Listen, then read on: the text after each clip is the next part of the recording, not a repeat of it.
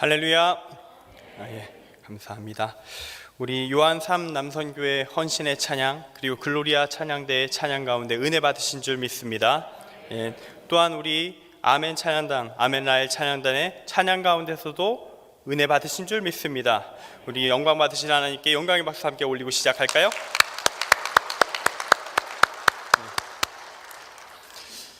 찬양은 이 예배를 시작하는 것이다. 찬양부터 예배가 시작하는 것이다 라고 우리는 배우고 훈련해 왔습니다. 이 찬양의 시간에 우리가 준비되는 부분은 마음을 여는 것이다 라고 보통 이야기합니다.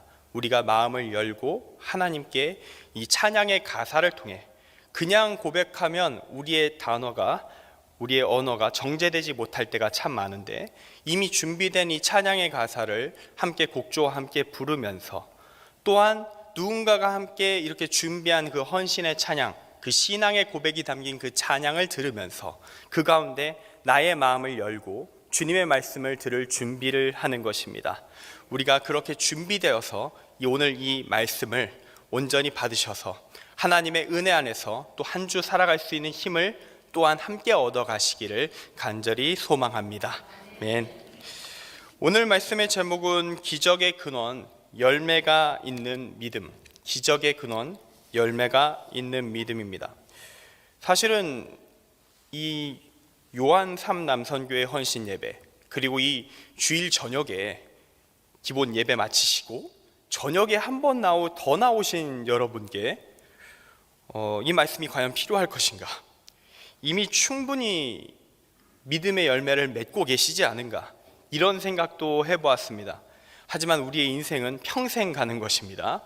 지금의 열매가 충만해야겠지만 우리의 앞으로의 열매도 계속 충만해야 할 것입니다. 지금보다 더한 열매, 더 귀한 열매 맺고 주님 앞에 당당히 설 수 있는 우리 성도가, 우리가 될 수 있길 소망하며 오늘 말씀 함께 나누도록 하겠습니다. 오늘 말씀에서 예수님께서는 이른 아침에 성으로 들어오셨습니다. 성경에서 예수님의 상태를 시장하셨다, 즉 배가 고프신 상태였다고 묘사하고 있어요. 그러다가 예수님께서 길가에서 한 무화과 나무를 보셨습니다. 뭔가라도 있길 기대하시면서 그 나무에 다가가신 예수님, 안타깝게도 잎사귀 외에는 아무것도 찾지 못하셨습니다. 여기서 우리는 이 말씀에 나오는 이 무화과 나무의 상태에 대해 가지고 있는 몇 가지 좀 잘못된 이해를 좀 수정할 필요가 있습니다. 그 외에는 어디서 나오냐면, 오늘 읽은 이 마태복음 말씀이 아니라 마가복음 말씀, 마가복음 11장 13절에 있는 말씀에서 시작됩니다. 이는 무화과의 때가 아님이라, 이렇게 적혀 있습니다. 이 마가복음 말씀을 보면서 우리는 이런 생각을 하게 됩니다. 아니, 왜 예수님께서 열매가 없을 수밖에 없는 시기에 무화과 나무에 열매를 찾으시고 열매가 없다고 화를 내시면서 말라버리게 하셔서 죽이셨느냐? 이건 부당하다. 무화과 나무가 참 억울하다. 뭔가 잘못됐다. 이런 생각을 우리는 합니다. 그러나 예수님은 부당한 요구를 하신 것이 아닙니다. 정당한 요구를 하신 것이 맞습니다. 그리고 그러면서도 마가복음 말씀, 이는 무화과의 때가 아님이라는 말도 재밌게도 이 말도 틀리지 않습니다. 좀 헷갈리시죠? 앞뒤가 왔다 갔다 하니까. 답은 있습니다. 그러니까 그 혼란은 바로 해결해 드릴 수 있도록 하겠습니다. 이 문제는 우리가 무화과 나무라는 그 나무 자체에 대한 이해를 좀 더 끌어올리면 정리가 됩니다. 현대인들의 대다수는 무화과 나무라는 식물에 대해서 잘 모를 겁니다. 특별히 과수원을 하시면서 무화과를 키우시는 분들 제외하고는 이런 과일 나무들에 대해서 거의 아는 사람이 별로 없을 겁니다. 이런 분야에 관심을 가지고 있어야만 아는 것이죠. 그러나 농업이 사회 구조의 기반이었고 무화과 나무, 과수원 운영을 많이 하던 당시의 이스라엘 사람들, 무화과 나무에 대한 상식이 충분합니다. 모두가 풍부한 상식으로 무화과 나무에 대한 지식을 가지고 있습니다. 그래서 성경은 그 내용을 구구절절히 기록하지 않습니다. 다 아는 이야기를 왜 기록하겠습니까? 문제는 그게 우리한테는 완전 전문 지식이다 라는 게 문제가 되죠. 일단 무화과 나무라는 것은요, 우리가 생각하는 상식과 좀 벗어난 식물입니다. 우리가 생각하기에 나무라고 하면 잎이 먼저 나고 나중에 열매가 맺힐 것이다 라고 생각합니다. 중간에 꽃도 펴야 될 거고요. 그런데 무화과 나무는 우리의 상식을 깹니다. 왜냐하면 무화과 나무의 잎은 언제 나느냐? 열매가 달린 다음에 납니다. 열매가 먼저 달리고 그 다음에 잎사귀가 나기 시작합니다. 즉 무화과 나무에 잎사귀가 있었다는 이야기는요, 그 시대 그 지역 사람들에게 당연히 열매가 있어야만 하는 시기가 됩니다. 그리고 무화과 잎사귀는 추수 전에 40일에서 50일 전부터 달려 있고요. 무화과 나무의 추수기는 보통 5월 말에서 8월 정도로 좀 길게 그렇게 잡습니다. 예수님이 이 무화과 나무를 찾으셨던 시기는요, 6월절 시기, 즉 4월인데요. 무화과가 달려는 있는 시기이죠. 하지만 잘 익어서 추수할 때는 아닌 그런 시점인 것입니다. 여기서 우리는 마가복음도 틀리지 않았다는 사실을 알게 돼요. 마가복음이 말하는 이는 무화과의 때가 아님이라는 말은 무화과에 아직 추수할 수준의 열매가 있을 때는 아니다 라는 의미입니다. 아직 잘 익은 열매는 거의 없을 것이다, 거의 그냥 없다 라는 이야기를 하고 있는 거죠. 그냥 시기를 알려주는 요소다 라고 볼 수 있습니다. 배경 설명은 여기까지입니다. 그럼 이제 본격적으로 말씀으로 들어갈 텐데요. 예수님이 무화과 나무를 찾았던 이 4월 달 무화과 나무에는 열매가 있습니다. 원래 있어야 됩니다. 잘 익은 상태는 아니지만 덜 익은 무화과 나무 열매가 있어야 합니다. 이거 안 먹지 않았습니다. 당시에 팔레스타인 사람들은 이 덜 익은 열매도 먹었어요. 현대 이 덜 익은 열매에 대해서 현대 버전 정식 용어가 있습니다. 현대 팔레스타인에 사는 아랍인들은 이 열매를 타크쉬라고 말하고 있어요. 지금 현재 명칭입니다. 즉 그때의 무화과 나무는 이 열매를 찾을 수 있었던 겁니다. 타크쉬를 덜 익었지만 먹을 수 있는 열매가 아직 달려있는 시점이라는 거죠. 잎사귀가 무성한 무화과 나무, 예수님은 당연히 그거라도 먹어야 되겠다 하면서 그곳에 가셨습니다. 열매를 찾을 수 있을 걸 기대했는데 열매가 없었습니다. 설익은 것도 없었다. 왜? 대체 왜? 열매가 먼저 나고 잎사귀가 나는 얘가 왜 없지? 라는 생각을 하게 되는 것이죠.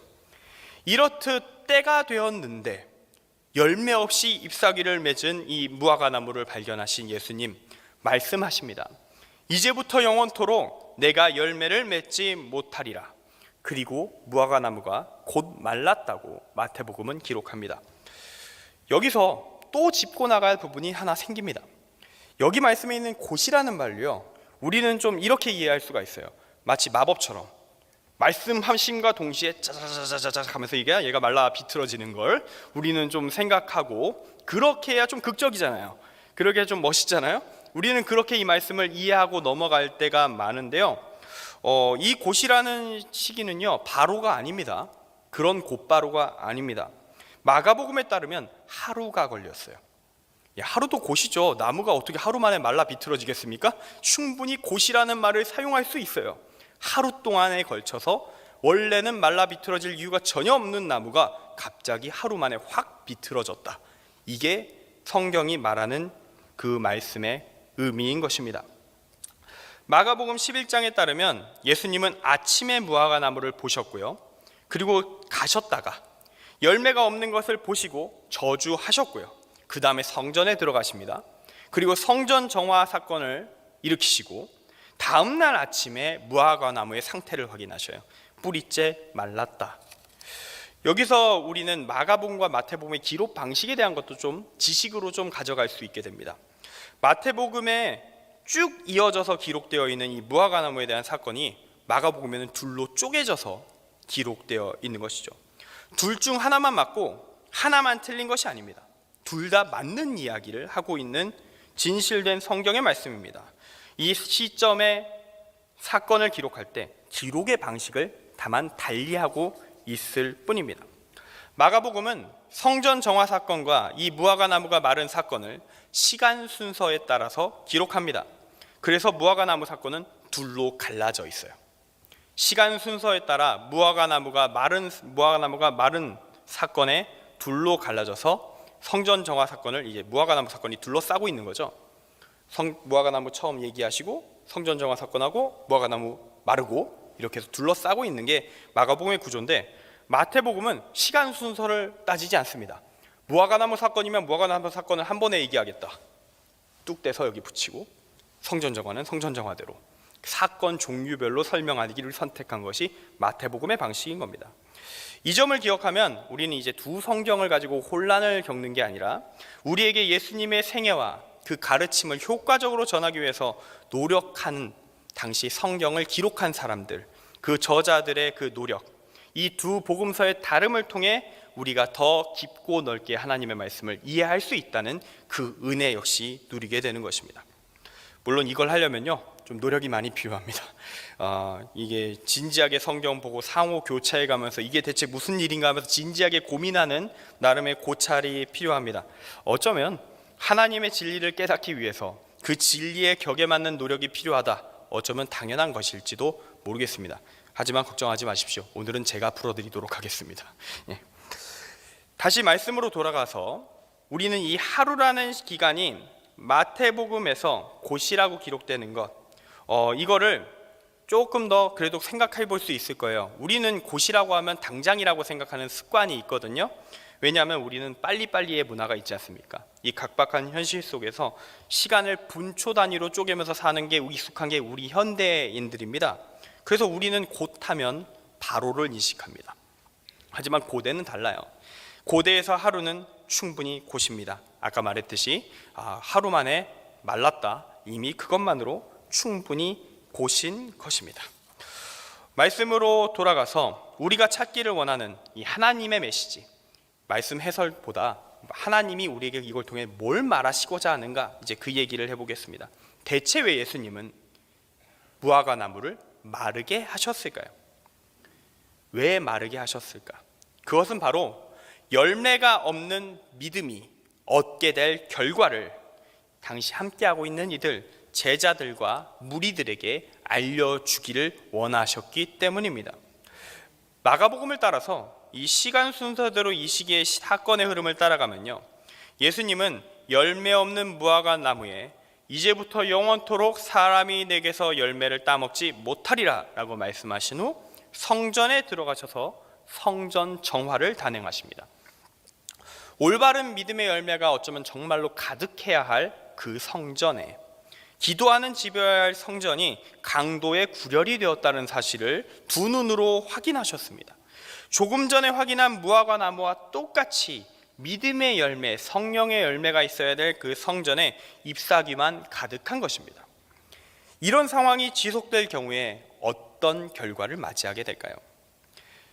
예수님은 성전에 들어가시기 전에 열매 없는 무화과 나무를 향해 명령하심으로써 그런 신앙이 맞이하게 될 결말을 미리 예고하신 겁니다. 미리 선포하신 겁니다. 그리고 성전을 뒤집어 엎어버리십니다. 마태복음 21장 12, 13절에서 마태복음 성전 정화 사건에 대한 기록을 읽어드리겠습니다. 예수께서 성전에 들어가사 성전 안에서 매매하는 모든 사람들을 내쫓으시며 돈 바꾸는 사람들의 상과 비둘기 파는 사람들의 의자를 둘러엎으시고 그들에게 이르시되 기록된 바 내 집은 기도하는 집이라 일컬음을 받으리라 하였거늘 너희는 강도의 소굴을 만드는도다 하시니라. 아멘. 그리고 이제 예수님의 예고, 선포가 그저 예고로 끝나지 않을 것이라는 사실이 이어지는 사건을 통해서 드러나게 됩니다. 성전 정화가 끝나고 다음 날 아침 무화과 나무가 뿌리채 말라 비틀어졌기 때문입니다. 예고로 끝나지 않을 것입니다. 열매 없는 신앙, 열매 없는 믿음은 예수님의 명령에 의해 끝내 말라 비틀어져 죽는 결말을 맞을 것입니다. 예수님은 이 무화과 나무를 통해서, 그리고 성전 정화 사건을 통해서 제자들에게 가르쳐주기 원하셨습니다. 열매 없는 믿음, 열매 없는 신앙, 그저 철두철미한 원칙에 따라 드려지는 성전의 제사, 예식을 정확히 지켜서 드려지는 교회에서의 예배, 형식적으로 완전한 예배, 겉으로 보기에 문제없는 예배, 그런 건 중요하지 않다는 것입니다. 문제는 우리의 속에 있습니다. 예배를 드리는 자들의 마음, 그 속이 멀쩡하냐는 것입니다. 사실 당시에 돈 바꾸는 사람들, 비둘기 파는 사람들, 양 팔고 소 팔던 사람들, 그 성전에 있던 사람들, 제사를 위한 물건들을 파는 사람들이었고요. 중요한 도움이 되는 사람들이었습니다. 그렇지만 조금만 더 파고 들어가면 그들은 제사장들과 경제적 유착관계에 있는 사람들이었고 관료 각종 비리에 대한 이야기들이 그 안에 숨겨져 있습니다. 예수님이 성전 정화를 하실 때 그런 맥락의 문제도 포함되어서 함께 정화하셨습니다. 그러나 재밌게도요, 적어도 그들, 그 타락한 자들의 존재 때문에 제사는 문제없이 드렸어요. 모든 순간 제사는 완벽하게 드려졌습니다. 왜냐? 양을 팔고 소를 팔아줬으니까요. 필요한 재물들을 준비해주는 자들이 존재했기 때문에 그들이 타락하여서 그 안에서 죄를 저지르고 있었지만 그들 덕분에 또 재밌게도 제사는 완벽했다라는 것입니다. 속인 것이죠. 겉에 잎사귀만 무성한 신앙, 그 안에 제대로 된 믿음의 열매가 없었다는 것입니다. 예수님은 그 이야기를 무화과를 통해 또한 이어진 성전 정화를 통해 이야기해 주고 계십니다. 열매 없는 신앙, 그런 믿음을 가진 자들은 내가 직접 말라 비틀어지게 할 때가 올 것이다. 내가 직접 심판할 때가 올 것이다. 그러니 제자들아, 제대로 된 믿음, 열매 있는 믿음을 가져라. 이걸 가르치려고 하셨던 겁니다. 근데 문제는 제자들은요, 이 예수님의 의도를 제대로 파악하지 못합니다. 그들이 관심 가진 것은 어떤 것이었냐면요, 무화과 나무가 어찌하여 곧 말랐는가? 신기하다. 뭔 일이지 이거? 이런 초능력이 있더니, 와, 생명을 좌지우지하시는 주님의 능력이시다. 이거에만 관심이 있지, 그걸 통해 전하고자 하는 하나님의 메시지, 예수님의 메시지에는 관심이 없습니다. 예수님이 그런 일을 행하신 의도에는 관심이 없습니다. 눈앞에 드러난 기적에만 관심이 있습니다. 그 능력 갖고 싶거든요. 그 외적인 능력, 주변 사람들이 나를 우러러보겠지, 거기에 관심을 두는 겁니다. 예수님이 얼마나 속이 터지셨을까요? 그럼에도 불구하고 예수님은 자기 의도를 이해하지 못한 채 딴 생각만 하고 있는 제자들의 수준, 거기에 대한 아쉬움을 뒤로 하시고 재밌게도 성실하게, 제자들이 질문을 던졌잖아요, 성실하게 답변을 하십니다. 예수님의 답변은 이런 것입니다. 이러한 기적이 일어날 수 있는 능력의 근원은 어디에 있느냐? 믿음에 있다. 믿음에 있다. 마태복음 21장 21, 22절 말씀입니다. 예수께서 대답하여 이르시되 내가 진실로 너희에게 이르노니 만일 너희가 믿음이 있고 의심하지 아니하면 이 무화과 나무에게 된 이런 일만 할 뿐 아니라 이 산더러 들려 바다에 던져지라 하여도 될 것이요 너희가 기도할 때에 무엇이든지 믿고 구하는 것은 다 받으리라 하시니라. 아멘. 예수님은 제자들이 제멋대로 한 그 잘못된 질문을 받아내셔서 원래 가르치시려고 했던 말씀을 더욱 강화판으로 전달하십니다. 기적이 일어나는 원리는 무엇입니까? 그것은 바로 믿음입니다. 제대로 된 믿음이 있으면 그 가운데 우리는 하나님의 기적이 일어날 것을 기대할 수 있습니다. 그리고 앞서서 예수님은 제대로 된 믿음이 무엇인가 가르치셨습니다. 그것은 바로 열매가 있는 믿음입니다.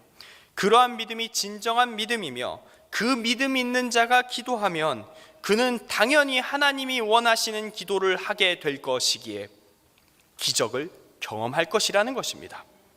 우리는 항상 기적을 바랍니다. 놀라운 하나님의 역사가 내 앞에 이루어지기를 바랍니다. 아니, 어쩌면 진짜 그것만 바라면 참 다행인데, 어쩌면 그 하나님의 역사, 그 기적의 능력을 소유하고 내가 휘두르고 싶어 할 수도 있는 것입니다. 그걸 내 멋대로 휘두르며 내 이득을 챙기고 싶어 할 수도 있는 것입니다. 제자들이 그런 마음으로 예수님의 능력의 근원을 궁금해 하였습니다. 그러나 예수님은 이렇게 말씀하십니다. 기적, 믿음이 있는 자가 기도하면 경험하는 것이다. 너희가 믿음이 있으면 뭘 구하든 받을 것이다. 그런데 너희를 보니까 믿음이 없구나. 하나님에 대한 신뢰는 없고 하나님을 이용하고자 하는 마음과 그 힘과 능력을 누리려고 하는 마음만 가득하구나. 그러한 믿음으로 예배를 드리고 예물을 바치고 제사를 드리고 너희들이 소를 몇 마리 몇 천 마리를 바치든 그것을 통해 너희가 무엇을 얻을 수 있겠느냐? 기적의 도깨비 방망이를 바라는 자들아 그것을 얻을 수 있을 것 같으냐? 그런 것을 구하는 너희들은 바로 기도하는 집을 차지한 강도들과 다를 바가 없다. 너희 같은 이들이 당할 일은 단 한 가지다. 내 명령으로 인해 내 심판으로 인해 끝내 말라 비틀어져 죽는 것. 상당히 무서운 말씀이죠. 여러분, 정말로 하나님의 기적이 우리의 삶 가운데 이루어지길 원하십니까? 성경에 기록된 하나님의 기적 하나같이 하나님의 뜻대로 살아갔던 신앙의 위인들에게 일어났습니다. 그 신앙의 위인들이 걸어갔던 길은 바로 믿음의 길이었습니다. 탐욕의 길이 아니었습니다. 세상의 빛이 되는 길이었고요. 내 눈앞을 가로막은 자가 권력자일지라도 왕일지라도 하나님의 뜻대로 살겠다고 자기 목을 내놓았던 사람들, 괜찮다, 죽어도 괜찮다, 이게 옳은 일이니까 하나님의 뜻대로 살다가 죽어도 괜찮다, 죽더라도 나는 하나님과 함께 있을 것이지 않은가, 나는 부활을 믿으니 도전할 것이다. 이런 믿음을 가진 자들에게 하나님은 그 빛의 길을 끝까지 걸어갈 수 있도록 삶 속에서, 때로는 이 현실 속에서 기적을 베푸셨던 것입니다. 물론 죽음들도 있었습니다. 다 기적으로 살진 않았어요. 순교자들 있었습니다. 예수님의 제자 중에 요한의 형제 야고보 사도, 사도행전 12장에 보면 헤롯 아그리파 1세의 지시로 칼에 맞아 죽습니다. 이때 베드로 사도는 감옥에 갇혔고요. 나중에 천사의 도움을 받아서 탈출합니다. 야고보 사도가 베드로 사도보다 믿음이 좀 떨어져서, 수준이 좀 많이 낮아서 야고보 사도는 죽었고 베드로 사도는 산 것일까요? 그런 건 아무리 봐도 아닌 것 같습니다. 예수님이 그렇게 보실 분은 아닐 것 같고요. 굳이 따져보기 시작하면 요한의 형제 야고보, 이 세베대의 아들 야고보는 요한과 베드로와 함께 변화산에 올라갔던 3명의 제자에 속합니다. 베드로와 함께 가장 예수님과 가까운 제자였으며 제자들 사이 서열 없지만 그래도 우리가 보기에 좀 서열이 있다고 한다면 상위 서열에 속할 3사람, 그중 한 명이 야고보 사도입니다. 야고보 사도 믿음이 없어서 죽은 것이 아닙니다. 하나님이 그를 천국으로 데려가시기로 나와 함께하도록 결정한 시기가 그때였을 뿐인 것입니다. 하나님의 계획이었을 뿐입니다. 어쩌면 야고보 사도에게는 그때 돌아가는 것이 좋은 일이었을지도 모르겠습니다. 제가 목사가 되기로 결정하고 나서, 이 목회의 길을 결정하고 나서 가끔 이런 생각을 합니다. 내 믿음이 가장 뜨거울 때 죽어야 할 텐데, 만약 나이가 먹고 타락할 위험이 있는 순간, 그런 순간들을 계속 마주하다가 어쩌다가 실족하여서 신앙이 무너져 내렸을 때, 그때 죽으면 제가 구원받을 수 있을까요? 이런 설정이라면 장담할 수 없습니다. 하나님께서 자비를 베풀어 주셔서 너의 그동안의 삶 모두를 지켜보아서 어떻게든 계산해서 살려주시면 너무나도 감사한 일이지만, 어쩌면 이미 잘못된 길로 완전히 넘어갔기에 어쩔 수 없다, 너는 심판이다 라고 말씀하실 수도 있는 것이죠. 목회자는 더 많은 책임을 집니다. 하나님의 말씀을 전하는 자, 그 영향력을 전하는 자이기 때문에 그것이 잘못되었을 때 여파가 나만이 아니라 타인에게 미치므로 그의 죄는, 그의 책임은 더욱더 커질 수밖에 없지요. 한창 열성적으로 초대교회를 세워가던 그 과정 중에 적들의 공격에 의해 순교한 야고보 사도, 누구보다 확실하게 구원받았다, 확정할 수 있을 것입니다. 우리는 하나님의 기적을, 이 믿음의 길을 걷는 중에, 세상의 빛으로 사는 과정 중에 경험할 수 있을 것입니다. 만약 우리가 제대로 된 믿음을 가지지 않은 상태로, 열매 없는 상태로 세상의 빛과 소금으로 사는 삶, 그런 존재가 되기 위하여, 하나님의 뜻대로 사는 존재가 되려고 안간힘을 쓰는 그런 삶이 아니라, 아직 거기까지는 안 됐지만 난 그렇게 살려고 노력하고 있어요 하는 그런 삶이 아니라, 완전히 내려놓고 하나님의 뜻대로 살기를 포기한 그 순간, 오늘 말씀의 마지막 부분을 붙잡으면 어떤 일이 벌어질까요? 마태복음 21장 21, 22절 말씀을 붙잡고서 열매 없는 믿음을 가진 자가 이러는 것입니다. 기도하면 다 된다는구나. 기도하면 다 된다는구나. 그렇게 주문으로 이 말씀을 받아들이면 어떤 일이 벌어지겠습니까? 그는 실패를 경험할 것입니다. 적어도 인간이 만들어내는 이득과 수익은 경험할지언정 하나님의 기적은 경험하지 못할 것입니다. 어쩌면 그런 일이 지속되다 보면 그는 하나님을 부인하고 교회를 떠나게 될지도 모릅니다. 예수님의 심판의 명에 따라 그는 결국 말라 죽게 될 것입니다. 우리는 말라 죽지 않기를 원합니다. 열매가 있는 믿음, 주님의 뜻대로 사는 그러한 존재가 되는 믿음, 우리가 가질 수 있기를 소망합니다. 그때 그 삶에 어려움이 닥칠지라도 두려워하지 마시길 바랍니다. 여러분을 하나님이 지키실 것입니다. 그리고 때가 되면 구원의 길로 이끌어 가실 것입니다. 그때가 언제인지 우리는 알지 못하지만 적어도 우리가 믿음을 지키고 있다면 우리는 확실한 기적을, 구원이라는 기적을 경험하게 될 것입니다. 우리가 믿음을 가지는 이유의 가장 핵심은 무엇입니까? 기적입니까? 초자연적인 역사입니까? 돈입니까? 그런 것이 아니지 않습니까? 우리가 소망하는 것은 단 하나여야 됩니다. 나머지는 다 부차적인 것이고 주님이 주시면 감사할 일이고 나머지는 다 두 번째입니다. 우리가 소망해야 하는 것은 이 고통으로 가득 찬 세상에서의 해방입니다. 하나님의 나라 천국을 소유하는 것입니다. 이 땅에서 잘 먹고 잘 사는 것이 믿음의 핵심이 아니라 구원받는 것이 믿음의 핵심인 것입니다. 그 믿음을 가지면 우리 모두는 마르지 않고 살아날 것입니다.